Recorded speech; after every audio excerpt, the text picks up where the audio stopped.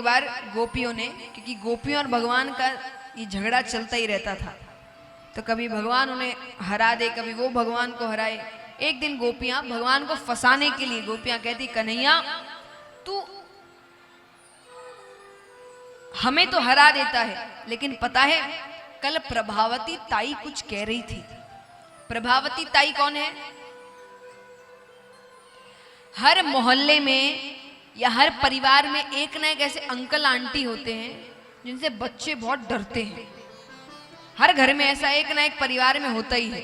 उन्हीं के नाम से बच्चों को दूध पिलाया जाता है, खाना खिलाया जाता है, उनसे बच्चे डरते हैं। तो ब्रज में थी प्रभावती ताई।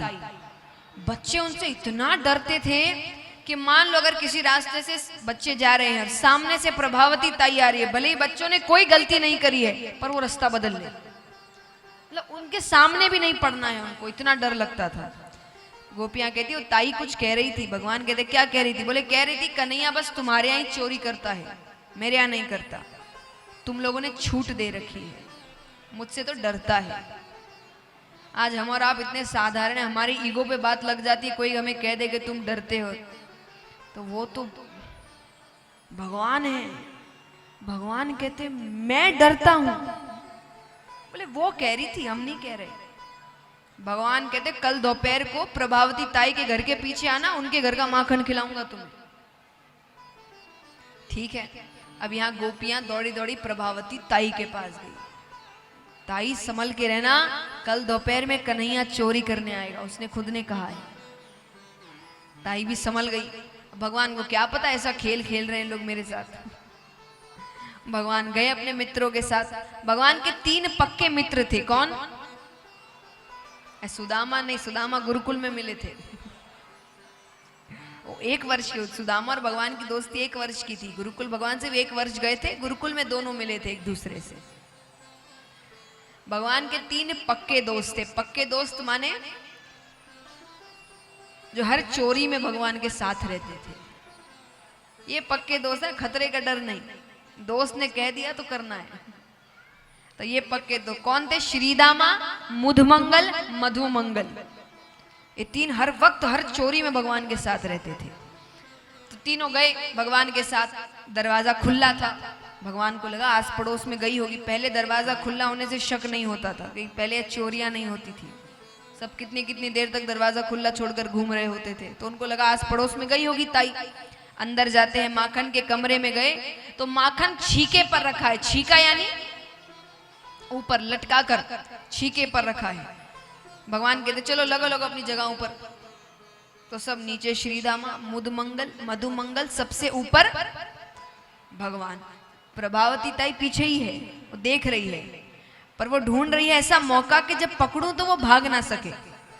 क्योंकि उनको किसको पकड़ना है? सिर्फ श्री कृष्ण को, और किसी से लेना देना नहीं है। तो ताई ने क्या किया था, इसीलिए उन्होंने माखन, जो हांडी है, माखन बहुत नीचे रखा है। तो हाथ अंदर डालने में एक तो समय लगेगा, देखने में कहाँ है, और बाहर निकालने में भी समय लगेगा। तो जब भगवान ने हाथ अच्छे से अंदर तक डाल लिया, देख लिया माखन है कि नहीं है, उतने में पीछे से प्रभावती ताई आती है। ताई को देखते ही नीचे से श्रीदामा दौड़ा, मुधमंगल दौड़ते हैं, मधुमंगल दौड़ते हैं।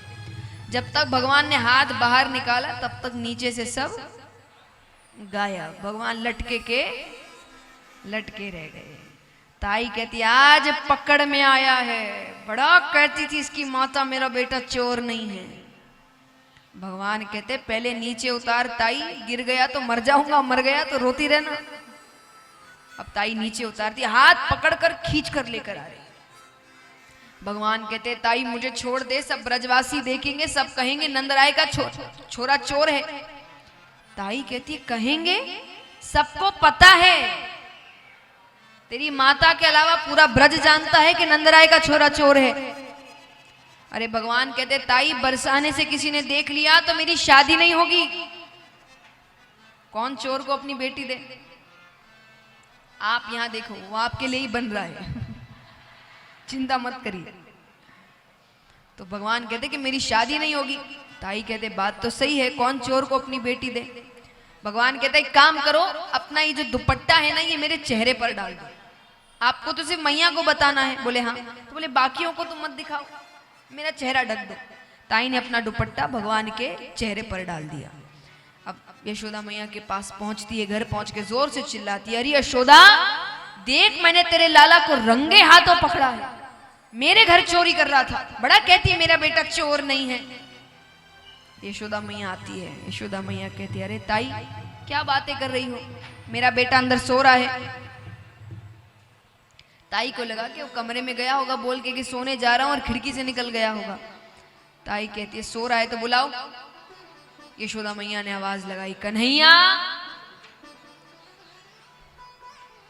थोड़ी देर बाद पीछे से भगवान चलते हुए आ रहे हैं, आंखें मसलते, जैसे कितनी गहरी नींद से उठा दिया। भगवान कहते हाँ मैया। यशोदा मैया कहती देख लिया, जबरदस्ती उसकी नींद खराब कर दी। अब यशोदा मैया चली गई। प्रभावती ताई को कहने को शब्द नहीं सूझ रहे। क्यों नहीं? कारण क्या है बताइए? उनके मुख से शब्द नहीं निकल रहे, क्यों? जल्दी बताओ। उनको ये नहीं है कि सामने कन्हैया था, उस बात से इतना अचंबा नहीं हुआ कि उनको लग रहा है कि अगर कन्हैया यहां है, क्योंकि अभी तक पल्ले में कोई है, अब उनको लग रहा है कि दुपट्टे के अंदर कौन है। अब उनको बड़ा डर लग रहा है। उन्होंने धीरे से दुपट्टा उठाया, जो दृश्य देखा वो देखते ही बेहोश हो गई। दुपट्टे के अंदर प्रभावती ताई के ससुर जी। देखिए आज भी ये चीज हो जाए ना तो एक बार के लिए थोड़ा लगता है कि, और वो तो उस समय की बात है जब सास ससुर के सामने ही नहीं आते थे, और वो इतनी देर से अपने ससुर को खींचते हुए लेकर आ रही है, तो उन पर तो सोचिए क्या बीती होगी। और भगवान ने कितना अच्छा खेल किया, ऐसा भी नहीं कि इतना भी शक हो सके। भगवान ने उनके ससुर जी के मुख पे, दाढ़ी मुख पे पूरा दूध माखन लगा दिया है कि मानो यही चोरी कर रहे थे, माखन खा रहे थे और ये कृष्ण समझकर जबरदस्ती लाई। ऐसी लीलाएं हैं भगवान।